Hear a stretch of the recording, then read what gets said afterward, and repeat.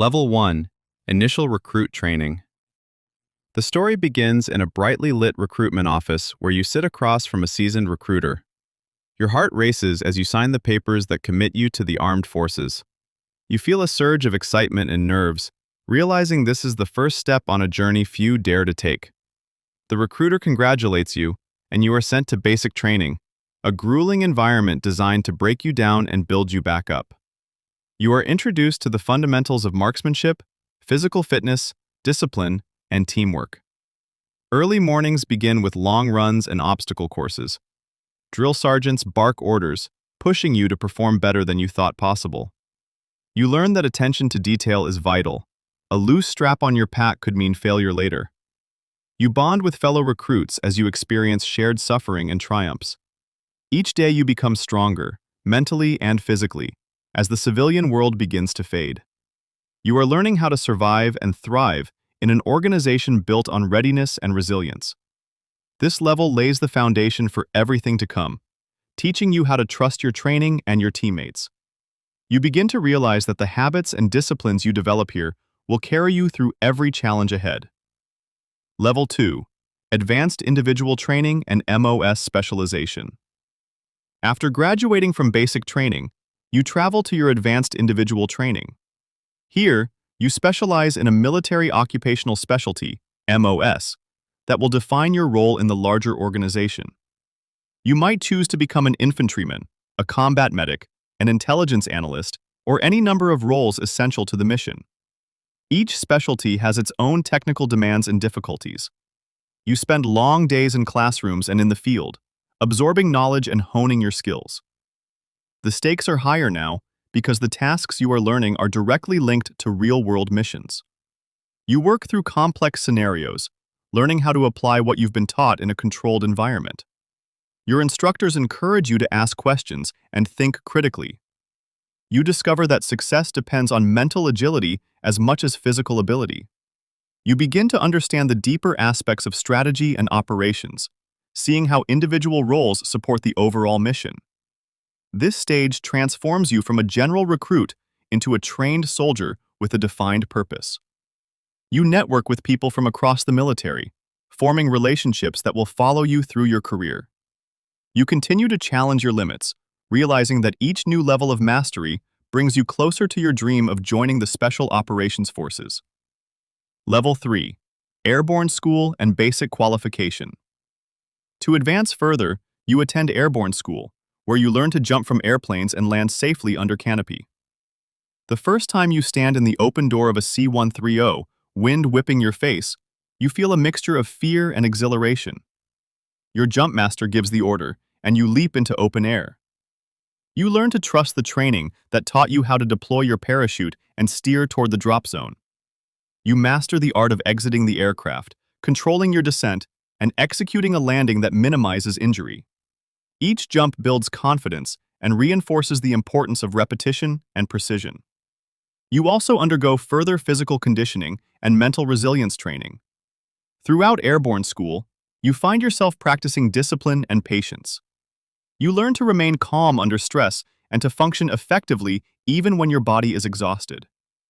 At this level, you see a clear distinction between those who are committed and those who are not. The camaraderie you experience with fellow candidates grows stronger because each of you shares the same dream. You are beginning to see the path to Special Forces take shape, and you realize that jumping out of planes is just one element of the high-stakes environment you will soon call home. Level 4. Special Forces Assessment and Selection. Now that you have proven your physical strength and mental toughness, you attend the Special Forces Assessment and Selection, SFAS. You arrive at Camp McCall with dozens of other motivated candidates. The environment is harsh and unforgiving. The cadre evaluate you on everything, from physical fitness to problem-solving skills under extreme stress. You participate in long ruck marches through the woods with heavy packs, navigation exercises with minimal sleep, and team events that reveal your true character. You are assessed not only for individual competence, but for your ability to work seamlessly with others. You face constant challenges designed to expose weaknesses. You might be asked to carry a heavy log with your team or plan a mission using only a map and compass. You discover that humility and adaptability are just as important as strength. Some candidates will quit, but you remain focused on your goal. The instructors look for those who persevere when tasks seem impossible. You must show initiative without being reckless and follow orders without losing independent thought. By the end of SFAS, you understand that special operators are part of a brotherhood bound by trust. If you succeed in this stage, you will earn the right to proceed to the Special Forces Qualification Course, SFQC. You appreciate the high standards expected of you and feel honored to continue. Level 5, Special Forces Qualification Course, SFQC. Successfully completing assessment and selection, you begin the SFQC, often known as the Q course. This is where you truly transform into a special operator. The course is lengthy, comprehensive, and demanding.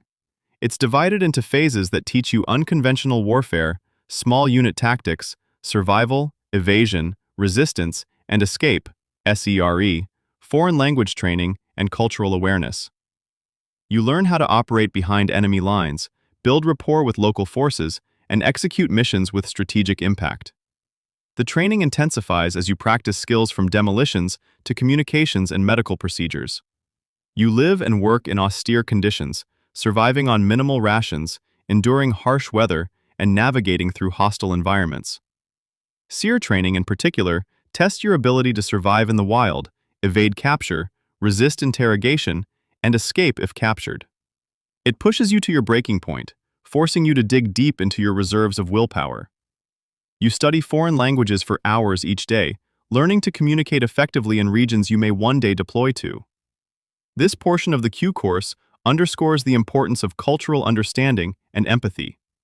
You come to see your role as more than just a warrior. You are an ambassador and a teacher who trains and leads indigenous forces. At this level, your peers and instructors become family. You learn to lean on each other and to celebrate each milestone. By the end of the Q course, you have earned your Green Beret. It is a symbol not only of your technical skills, but of your character and commitment to a life of service. Level 6, Operational Detachment Alpha, ODA, Integration. After earning your Green Beret, you are assigned to an Operational Detachment Alpha, ODA, a 12-man team that serves as the heart of Special Forces operations. Each ODA member has a specific specialty: engineering, communications, weapons, medical, or intelligence. You are expected to be competent in your specialty and proficient in the basics of all other roles. You meet your teammates and realize that every person brings unique experiences to the group. There is mutual respect built on shared accomplishment. You conduct team-level training exercises that simulate real missions. You rehearse infiltration by land, air, and sea. You practice close-quarters battle, demolitions, medical procedures, and communications. The team operates seamlessly, moving as a single unit. You learn to communicate silently and to anticipate each other's actions. The training intensifies with live-fire exercises and joint operations with other branches. You understand that mission success depends on the collective strength of the ODA.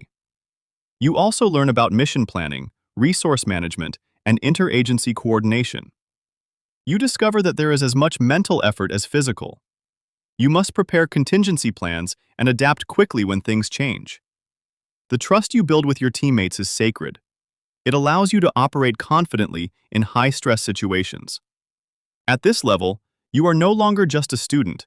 You are an operator who will soon deploy on real missions. Level 7, First Deployment and Combat Operations. Your first deployment is a pivotal moment in your career. You deploy with your ODA to a conflict zone where you will partner with local forces.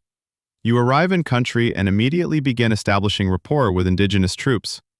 You learn about the local culture, language, and customs firsthand. You work side by side with your foreign counterparts, training them in tactics, leadership, and equipment use. You also engage in joint operations against insurgent groups or hostile forces. Your days are long and unpredictable. You might spend one day advising village leaders and the next leading a nighttime raid. You encounter the harsh realities of combat, the adrenaline rush, the fear, the grief when a teammate is injured, and the pride when a mission goes well. You learn to process the emotional weight of these experiences while maintaining your professionalism and humanity. You see the impact of your training as local forces grow more effective and confident under your guidance. You build lasting relationships and see the difference your presence makes in the community. You also learn the value of intelligence gathering, logistics, and interoperability with other units. This deployment tests everything you have learned and shapes how you operate in the future. You return home with lessons you will carry forward, understanding that every mission is part of a larger effort to ensure national security and support vulnerable populations. Level 8. Leadership Development and Instructor Roles. After multiple deployments, you begin to transition into leadership roles within the ODA and the broader Special Operations community. You attend advanced leadership courses and earn promotions. You learn how to manage teams, plan complex operations, and mentor junior operators. You might become a team sergeant, responsible for coordinating training, missions, and administrative duties. You also have opportunities to teach at training centers. You might be selected to instruct at the Special Forces Schoolhouse, passing on your knowledge to new candidates. As an instructor, you gain a deeper appreciation for the curriculum and the effort required to maintain standards. You must communicate clearly, motivate students, and evaluate their performance. You may serve as a primary instructor for subjects like advanced marksmanship, medical training, or cultural immersion. Through these experiences, you refine your own skills and broaden your perspective. In leadership positions, you work with higher headquarters, joint commands, and interagency partners. You manage resources, coordinate with logistics and intelligence units, and engage in long-term strategic planning. This level requires you to think bigger, to balance the needs of the team with the demands of larger operations. You understand that your decisions have significant consequences, and you strive to lead with integrity, courage, and wisdom. You also mentor and inspire younger operators, helping them achieve their potential.